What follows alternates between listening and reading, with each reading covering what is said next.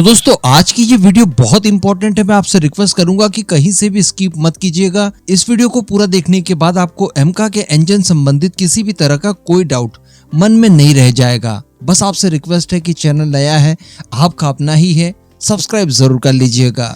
देखिए आज की वीडियो में हम लोग जानने वाले हैं कि एमका इंजन के लिए $2 बिलियन एडवांस वाली का बात कहां से निकल कर आ रही है, एक्चुअली किस तरह का इसके लिए इंजन हमें रिक्वायर्ड है, कितनी पावर की आवश्यकता है और ये किस प्रोसेस से बनेगा, इसके लिए तैयारियां इस समय क्या क्या कर रखी है। तो देखिए शुरू से शुरू करते हैं। दरअसल मैं आपको बता दूं कि वर्ष 2021 से ही हमने इसके निर्माण के लिए तैयारियां शुरू कर दी थी और वर्ष 2022 आते आते भारत द्वारा काफी कुछ तैयारियां इसको लेकर कर ली गई। एग्जाम्पल के तौर पर पहले जब हम लोग इंजन का काम करते थे तो टेस्टिंग वगैरह के लिए हमें विदेशों के ऊपर निर्भर होना पड़ता था, या तो फ्रांस जाएगा या फिर रशिया जाएगा और वहां पर इनकी टेस्टिंग और सर्टिफिकेशन के काम किए जाते थे। तो सोचिए कि अगर थोड़ा सा सुधार करना हो और फिर इसकी टेस्टिंग दोबारा से करनी हो तो इसमें कितनी तकलीफें आती थी, कितना समय लग जाता था, महीनों का। लेकिन अब बताया जा रहा है कि इसको लेकर सारी फैसिलिटीज भारत के अंदर ही अवेलेबल हो। इस वजह से वर्ष 2022 और 23 में कई सारी जमीनों को आवंटित किया गया इन सब कामों के लिए और वहां पर फैसिलिटीज का निर्माण शुरू करवा दिया गया है। ये फुल फ्लैश तरह की फैसिलिटी होगी जहां पर ग्राउंड टेस्टिंग वगैरह सारी कुछ आप कंप्लीट कर पाएंगे और इसके साथ साथ जो एयरबोर्न टेस्ट के लिए आपको टेस्ट बेड चाहिए इसके लिए भी जल्द अरेंजमेंट कर दिया जाएगा। तो किसी भी तरह का कोई भी इशू हमें बीच में देखने के लिए नहीं मिलेगा। अब पावर कितनी चाहिए, तो देखिए यहाँ पर हमारा विचार तो ये है कि हम लोग मिनिमम 130 किलो न्यूटन थ्रस्ट तक का इंजन हासिल कर लें, जिससे होगा ये कि आज एमका के लिए, कल एमका मार्क 2 के लिए और परसों अगर हम लोग ट्रांसपोर्ट विमान बनाना चाहें, किसी तरह का कोई बॉम्बर एयरक्राफ्ट बनाना चाहें तो उन सब में भी ये इंजन इस्तेमाल किया जा सके। आफ्टर ऑल हमें 6 तरह के अन्य और इंजन चाहिए जिसमें यात्री विमानों के लीप इंजन भी शामिल हैं।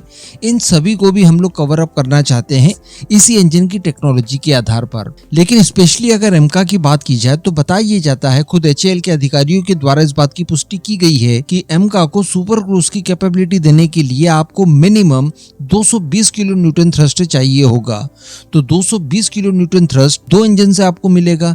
इसका मतलब प्रत्येक इंजन कम से कम 110 किलो न्यूटन तो आपको चाहिए ही चाहिए। अब वो चूंकि भारत की ही परिस्थितियों के आधार पर बनाया जाएगा तो हम ये नहीं कह सकते कि 110 किलो न्यूटन थ्रस्ट वाला अगर इंजन होता है तो वो भारत आने के बाद और भारत की परिस्थितियों में 5-10% अपना थ्रस्ट लूज कर देगा। नहीं, ये पूरी तरह से भारत की विशेषताओं को ध्यान में रखकर बनाया जाएगा तो कांस्टेंट थ्रस्ट आपको देने में ये सक्षम होगा।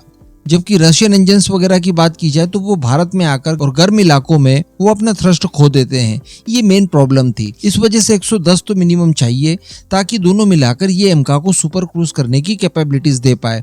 तो 110 से शुरू हो सकता है, संभव तो 120 किलो न्यूटन का भी डेवलप किया जा सकता है, या अगर ऐसा नहीं भी है तो 110 के बाद हम फर्दर इसके डेवलपमेंट का काम कर सकते हैं, कोई बड़ी बात नहीं है। इसके अलावा देखा यह जाएगा कि किस देश के साथ ये पार्टनरशिप स्थापित की जाए, ज्वाइंट वेंचर तैयार किया जाए। तो यहाँ पर उसी देश को सेलेक्ट किया जाएगा जो कि इन फ्यूचर हमारे साथ अच्छे रिलेशनशिप मेंटेन करके रखे। जैसे 2019 की बात की जाए तो उस समय हमारा विचार ये था कि अमेरिका की जनरल इलेक्ट्रिक के साथ इसका इंजन तैयार किया जाए, लेकिन अमेरिका इसके लिए उस समय तैयार भी नहीं था और अमेरिका के साथ प्रॉब्लम्स हमेशा चलती रहती है जियोपॉलिटिक्स संबंधित।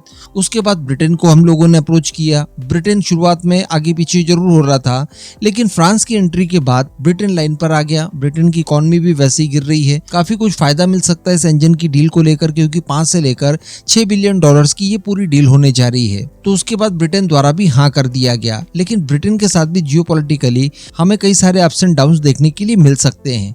अब अगर बात की जाए फ्रांस की तो ये हमारे लिए, मेरे हिसाब से एटलीस्ट और आपके हिसाब से भी डेफिनेटली एक अच्छा ऑप्शन हो सकता है, क्योंकि फ्रांस के साथ हमारे जो रिलेशनशिप हैं ये हमेशा ही कांस्टेंट चले हैं। कोई भी गवर्नमेंट हो फ्रांस के अंदर, भारत के अंदर फर्क नहीं पड़ता और रिलेशनशिप अच्छे रहे हैं। मिराज एग्जाम्पल है इसका, कभी कोई समस्या नहीं देखने के लिए मिली। लेकिन केवल रिलेशनशिप ही नहीं देखेंगे, यहाँ पर हम लोग ये भी देखेंगे कि कौन सा देश हमें संपूर्ण टेक्नोलॉजी दे रहा है और संपूर्ण IPR भी दे रहा है। टेक्नोलॉजी संपूर्ण तो इसलिए ताकि इसका निर्माण हम लोग उस देश के बिना भी बाद में कर पाएं, और IPR इसलिए ताकि हम लोग जब चाहे तब किसी भी फाइटर जेट में बिना उस देश की मंजूरी लिए इसका इंटीग्रेशन कर पाएं, जिसको चाहे उसको एक्सपोर्ट भी कर सकते हैं अपने विमान में इंटीग्रेट करके। कहने का मतलब अगर हमें रशियन फाइटर जेट में भी इसका इस्तेमाल करना है तो हम लोग आपसे पूछे बिना कर सकते हैं। तो इस वजह से IPR भी चाहिए। अब इन सब कंडीशंस को फुलफिल करने के लिए फ्रांस और UK दोनों ही तैयार हैं। शुरुआत में ये भी आनाकानी कर रहे थे, लेकिन बाद में हाँ कर चुके हैं ये लोग। अब इनको लेकर समय समय पर DRDO की GTRE की टीम इन सब की फैसिलिटीज में पहुंचती है और वहां पर इनके द्वारा तैयार किए गए पुराने इंजन्स और किस तरह की रूपरेखा ये लोग नेक्स्ट जनरेशन के इंजन को डेवलप करने के लिए रखते हैं, इन सब को लेकर विस्तृत चर्चाएं की गई। GTRE की टीम अमेरिका भी पास्ट में जा चुकी है। पेरिस में रिसेंटली गई थी जब वहां पर एयर शो हुआ था। उससे पहले ब्रिटेन गई थी, रोल्स रॉयस के EJ200 जहां पर बनते हैं वहां का इन्होंने अवलोकन किया था और संपूर्ण जानकारियां ली थी।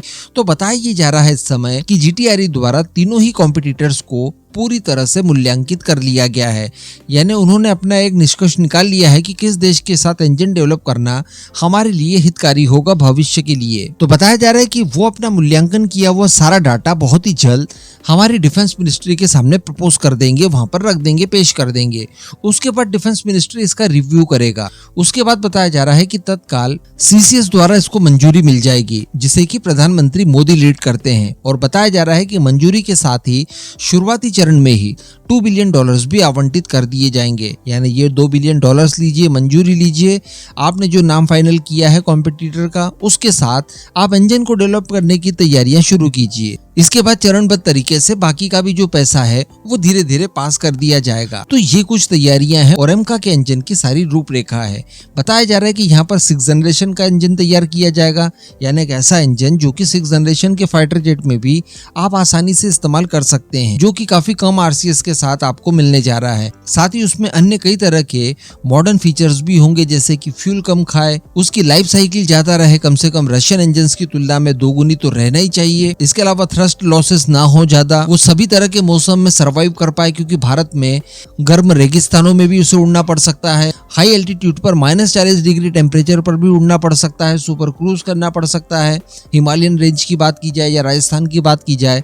इसके अलावा जहां पर बहुत ज्यादा ह्यूमिडिटी होती है ये वहां पर भी फ्लाई कर पाए। इसके अलावा समुद्र के ऊपर भी ये बड़ी आसानी से उपयोग किया जा सके, क्योंकि TEDBF में भी हम लोग इस्तेमाल करेंगे। इन फ्यूचर नेवी के लिए भी स्टेल्थ जेट बनाए जाएंगे, उसमें भी इसका इस्तेमाल किया जा सके। तो इन सारी चीजों को ध्यान में रखकर ही इसका डेवलपमेंट किया जाएगा। तो इसी तरह की इन्फॉर्मेटिव वीडियोस लगातार देखने के लिए आप चैनल को सब्सक्राइब जरूर कर लीजिएगा और नोटिफिकेशन बेल को दबाना बिल्कुल मत भूलिएगा। इसके अलावा आप नीचे कमेंट बॉक्स में ये भी बता सकते हैं कि आगे आपको किस किस तरह के हॉट टॉपिक्स के ऊपर खबरें चाहिए, और किसी तरह का कोई स्पेसिफिक डाउट वगैरह हो तो उसको लेकर भी आप नीचे कमेंट कर सकते हैं। संभवतः उसके ऊपर भी जल्द ही वीडियो बना दिया जाएगा। बाकी इन तीनों कॉम्पिटिटर्स में से किसे सेलेक्ट करना चाहिए नीचे कमेंट करके जरूर बताइएगा।